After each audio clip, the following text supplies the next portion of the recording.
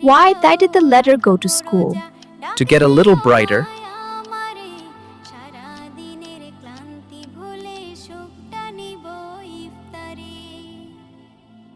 যাই নামাজে দাঁড়িয়ে যাব পড়ব মাগো তারাবি